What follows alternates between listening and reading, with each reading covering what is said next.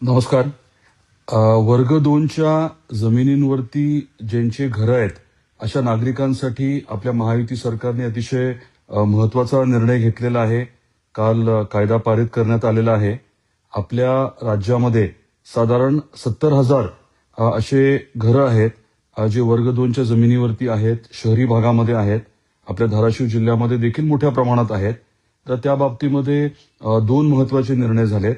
एक म्हणजे 5% जो नजराना आहे तो आता माफ करण्यात आलेला आहे आणि अगदी सरसकट सर्वांना वर्ग 2चं 1 करण्याच्या बाबतीतला अतिशय महत्त्वाचा निर्णय झालेला आहे.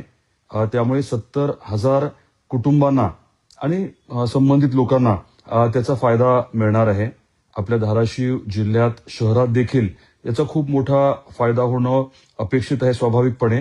म्हणजे आता ज्यांची अशी घरं आहेत ते नियमित होतील आणि वर्ग 1 फ्री होल्ड त्यांची मालकी असल्यामुळे त्यांना त्याच्यावरती कर्ज काढता येऊ शकेल.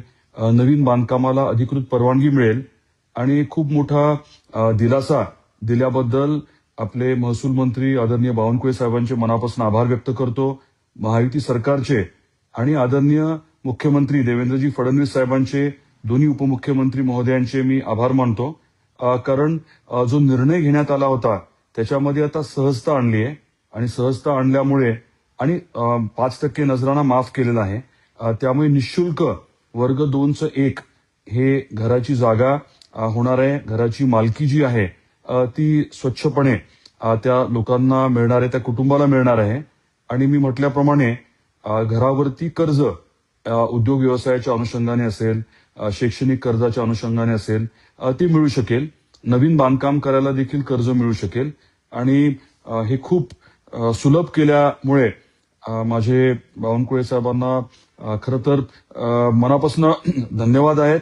त्यांचे मनापासून मी आभार मानतो आणि आपल्यालाही विनंती आहे की हा महत्त्वाचा विषय आपल्याशी संबंधित असेल तर त्याचा योग्य तो आपण उपयोग करून घ्यावा. कुठे अडचण आली तर जरूर आम्हाला सांगावं. जे वर्ग 2चे जागेवरती घरं होते आपल्या शहरी भागामध्ये, त्यांना वर्ग 1 करण्याच्या बाबतीत, मदतमासच्या बाबतीतला विषय आहे. हे करण्याबाबतीतला हा निर्णय आहे. मी म्हटल्याप्रमाणे नजराना 5% ठरला होता तो माफ आता झालेला आहे आणि अतिशय सुलभ करून सरसकट 2चं 1 केलं जाणार आहे, ज्याच्यामुळे मालकी हक्क राहतील, कर्ज घेता येऊ शकेल. परत एकदा मी महायुती सरकारचे आभार व्यक्त करतो आणि सर्व संबंधित नागरिकांना विनंती करतो की या महत्त्वाच्या निर्णयाचा आपण योग्य तो लाभ घ्यावा. कुठेही अडचण आली तर जरूर आम्हाला सांगावं. धन्यवाद.